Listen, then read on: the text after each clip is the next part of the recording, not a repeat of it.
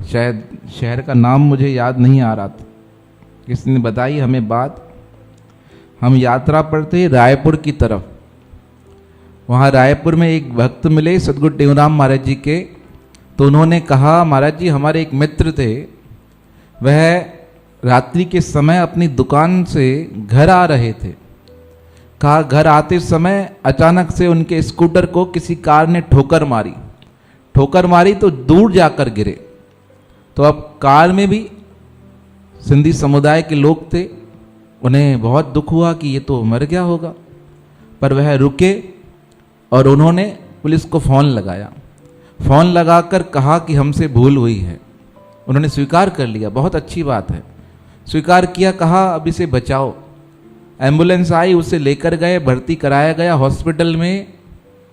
कहा हॉस्पिटल में पता चला तो मस्तक में क्या आई है, चोट आई है, क्लॉट्स आ गए हैं, और क्लॉट्स आ जाए तो बचना असंभव हो जाता है। कहा फिर हम भी पहुंचे वहाँ, घर वाले जितने थे, मित्र संगे संबंधी सब आ गए। डॉक्टर ने कहा इलाज कर रहे हैं, ठीक हुए तो ठीक है, नहीं तो समझ जाना इनका बचना कठिन है। अगर बच भी गए तो क्या होगा, कोमा में जा सकते हैं, क्योंकि ऑक्सीजन जाएगी नहीं, यहाँ क्लॉट्स आ गए हैं। कहा 4 दिन तक हम बैठे रहे और चारों दिन मैं प्रातःकाल मंदिर जाता, प्रार्थना करता, जल पिला देते, सब कुछ मना था, कुछ नहीं चाहिए बाहर का। चाहे 5वां दिन हुआ, प्रार्थना कर रहा था घर बैठ के गुरु महाराज जी के आगे। कहा गुरु जी रक्षा कीजिएगा, कौन बचाएगा, उसके परिवार को कौन संभालेगा। कहा बहुत दुखी मन से प्रार्थना की। कहा अंतर मन से प्रेरणा हुई, चिंता मत करो, तुम जाओ भला होगा। कहा मैं वहाँ पहुँचा, बात कर रहा था। कहा इतने में किसी ने कहा एक बहुत बड़े सर्जन हैं दूसरे हॉस्पिटल के, वो आज आए हुए हैं रायपुर, तुम चाहो तो उनसे बात कर सकते हो, वो मिलते नहीं हैं, कठिन है। कहा मैंने अप्रोच लगाई यहाँ वहाँ करके। कहा मैं वहाँ पहुँचा, उन डॉक्टरों से मिला, उनको बताई सारी बात। डॉक्टर ने कहा इसका बचना कठिन है, जहाँ तक मैंने इतने केस देखे हैं इनका बचना कठिन है। कहा डॉक्टर साहब कोई तो इलाज होगा। कहा बिना देखे मैं कुछ कह नहीं सकता। और वो डॉक्टर एक दूसरे के हॉस्पिटल में ऐसे जाते ही नहीं। अब कहा आप बताइए क्या करें। कहा इनको शिफ्ट भी नहीं किया जा सकता दिल्ली में जहाँ से हम आए हैं इस समय। तो डॉक्टर से बहुत रिक्वेस्ट की आप चलिए। तो डॉक्टर को पता नहीं क्या हुआ, मान गए। वहाँ पहुँचे और डॉक्टरों ने आपस में बात की। इतना बड़ा डॉक्टर हमारी हॉस्पिटल में आने को तैयार, तो वो भी अपने आप को गौरवान्वित महसूस करने लगे। कहा वह डॉक्टर वहाँ चले और देखा उसको, उसके मस्तक को देखा। कहा कठिन है बचना, यहाँ तो यह क्या हो जाएंगे, कोमा में चले जाएंगे, यहाँ तो बचना कठिन है। कहा कोई उपाय। कहा एक ही उपाय है, जो इलाज चल रहा है अच्छा है, 10-15 दिन चलने दो। अब ऐसा कहकर कुछ समझाकर वो तो चले गए। अब चले तो गए, पर कहा मैं उनसे फ़ोन पे संपर्क में रहा, बात पूछता रहता था, उनसे कहा था मेरा मित्र है, सज्जन है। कहा मैं उनसे संपर्क में रहा, उन्होंने कहा चिंता मत करना, जब लगे फ़ोन कर देना। कहा इस प्रकार फ़ोन पे बात होती रही। कहा 15 दिन बाद मैं रात को सो रहा था, अचानक से मन में प्रेरणा हुई कोई शुभ कर्म कर दो। कहा मैं उठा प्रातःकाल, मार्ग में बच्चे देखे छोटे छोटे। कहा क्या शुभ कर्म करूं। कहा देखा उनके पैरों में चप्पलें नहीं हैं। मैं गया चप्पल की दुकान से 7-8 चप्पल लेकर उन बच्चों को वितरित कर दी अपने मित्र के नाम से। कहा चप्पलें दे दी। हॉस्पिटल गया मिलने के लिए 10 दिन बाद। कहा उनकी धर्मपत्नी कहती है कल रात को मैंने एक बहुत अलग चीज़ देखी। कहा क्या देखा। कहा मैं यहाँ सो रही थी, मैं देखती हूँ कोई मेरे नज़दीक आया है और आकर कहता है चिंता मत करो, सब अच्छा हो जाएगा, आज भगवान प्रसन्न है, आज भगवान प्रसन्न है। मैंने सोचा पता नहीं क्या बात है, क्या कह रही है। इतने बड़े गहरे दुख में भी इनको परमात्मा की याद बनी हुई है। हमने दूर से देखा, वो वेंटिलेटर पे थे, स्थिति गंभीर थी। कहा उस दिन डॉक्टर बाहर आया, कहता है बाकी 2 दिन, अगर 2 दिन में इलाज हो गया, इन्हें होश आने लगा तो ठीक हो जाएंगे, अन्यथा इन्हें बचाना कठिन है। कहा वह 2 दिन हमने सब कुछ किया जो इंसान कर सकता है। कहा मैंने पुनः दिल्ली वाले डॉक्टरों को फ़ोन किया और उनसे कहा ऐसे ऐसे बात है। उन्होंने कहा चिंता मत करो, अगर होना होगा तो अवश्य ठीक हो जाएंगे, बाकी रखो परमात्मा पर। कहा परमात्मा पर बात रख दी हमने।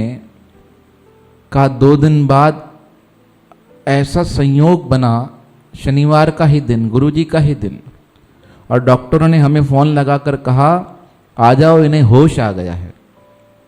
कहा हम पहुँचे, उन्हें लेकर आए, देखकर प्रसन्न हो गए।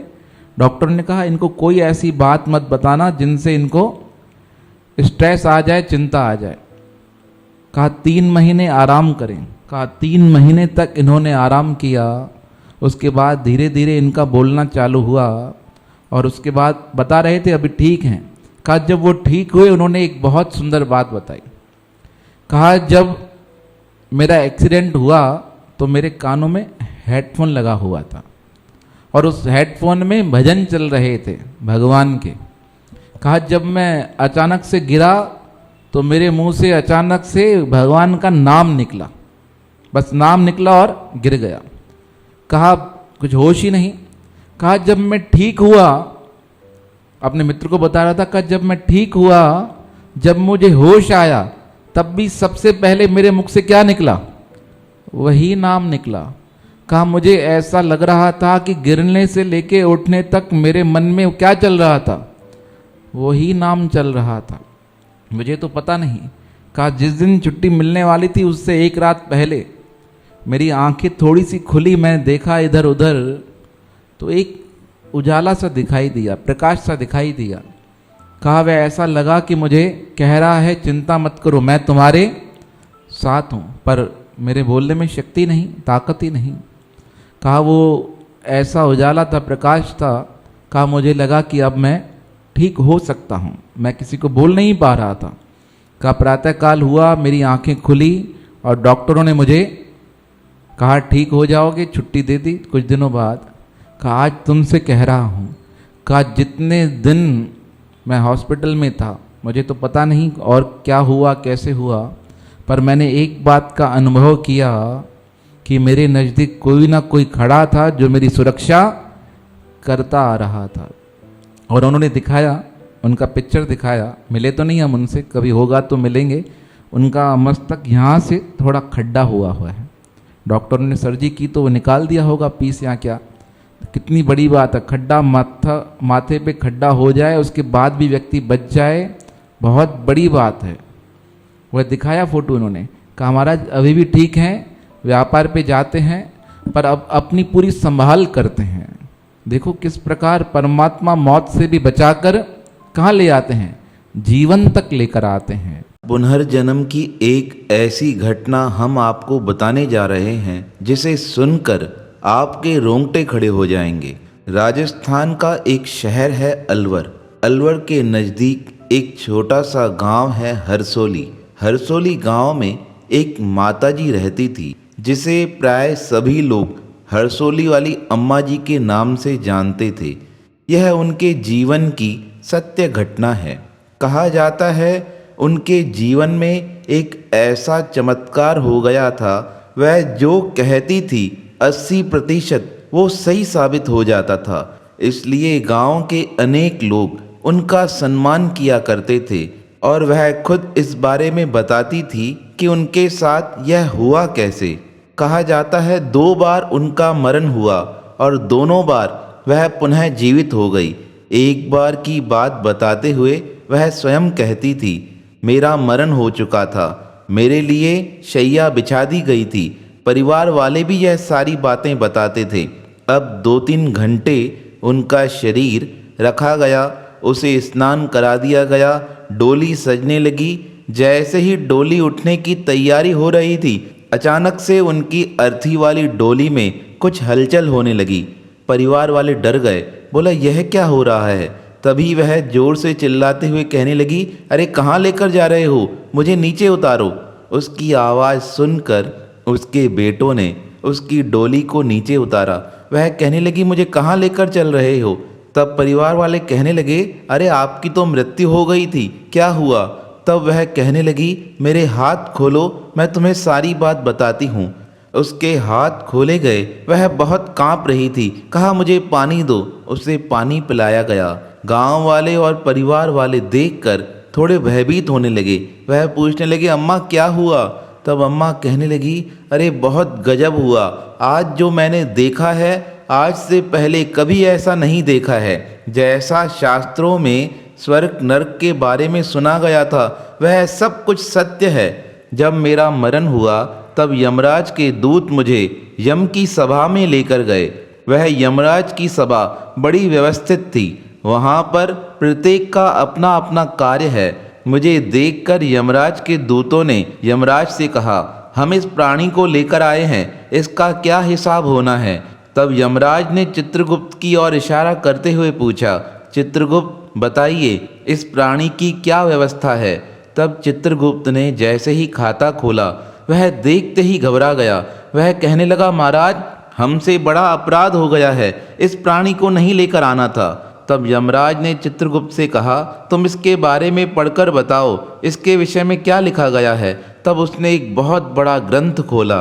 उस ग्रंथ में लिखा गया था, अलवर के नज़दीक हरसोली गांव में एक गंगा जी रहती हैं, उन्हें ऊपर लेकर आना है। पर जैसे ही मेरे बारे में यह पढ़ा गया चित्रगुप्त कहने लगा, पर यह गंगा जी वह नहीं है जिन्हें लेकर आना था, यह तो दूसरी गंगा है। इसके घर के नज़दीक ही थोड़ा दूर दूसरी माँ गंगा रहती है, उसे ऊपर लेकर आना था। जब यमराज ने यह बात सुनी तब यमराज ने अपने दूतों से कहा, इसे जल्दी से नीचे फेंक दो।